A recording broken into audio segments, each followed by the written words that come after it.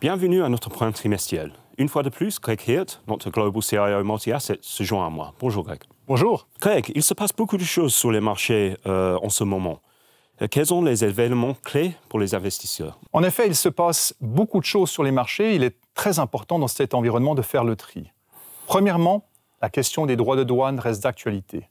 Même si de nombreux aspects semblent avoir été réglés et ont soutenu la récente reprise des marchés actions, nous savons également qu'avec Trump, cette question pourrait refaire surface et nous ne devons rien tenir pour acquis. Deuxièmement, si de nombreuses économies s'avèrent plus solides que prévu, grâce notamment aux stocks constitués avant l'instauration des droits de douane, il subsiste des problèmes sur le marché du travail, en particulier aux États-Unis, qui pourraient être le signe de difficultés à venir. En effet, même si nous restons prudemment optimistes quant à l'économie, le risque de stagnation ou de stagflation aux États-Unis est sous-estimé par les acteurs du marché.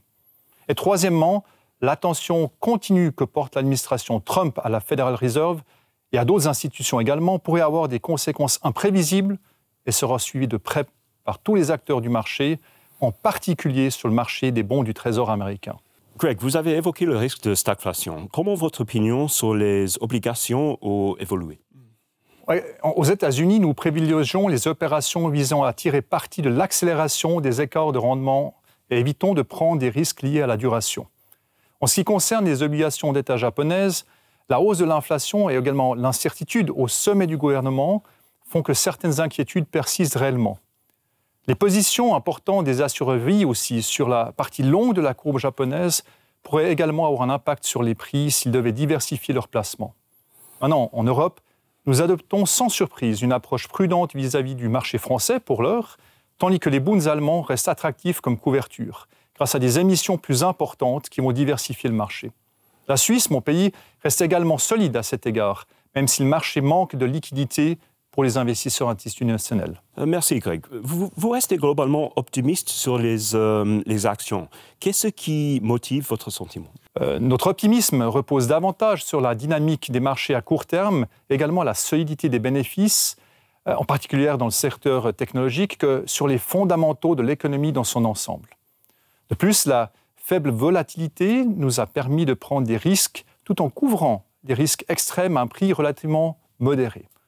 Enfin, ce qui est important, c'est la différenciation tant au niveau régional qu'entre les thèmes. Très important. Par exemple, nous sommes optimistes à l'égard des marchés émergents en raison de leur sous-pondération dans les portefeuilles, de la valorisation relativement attractive, de la force dynamique des prix et également de la faiblesse du dollar américain qui devrait les soutenir.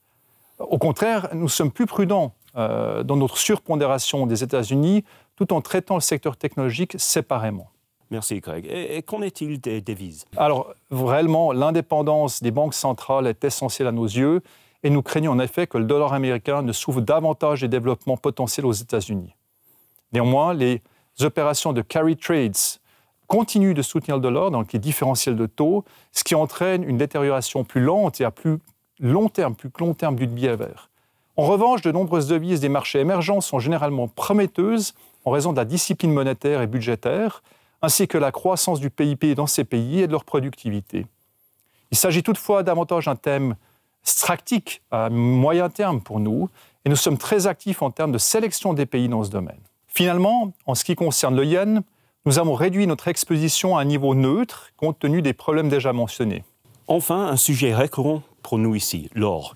Comment voyez-vous l'évolution de ce marché? Alors, je vais me répéter depuis plus ou moins 2022, n'est-ce pas? Nous continuons à penser que l'or a encore du potentiel. Les réserves de banques centrales augmentent. L'or est désormais la deuxième devise la plus importante dans leur bilan, après le dollar américain, mais avant l'euro, tandis que le marché est également stimulé par les investisseurs privés en Chine et en Inde. De plus, nous observons une certaine décorrélation entre l'or et les facteurs traditionnels, tels que les taux d'intérêt réels et le dollar américain. Merci beaucoup, Greg, et merci à vous. Merci beaucoup, et je me réjouis pour la prochaine fois.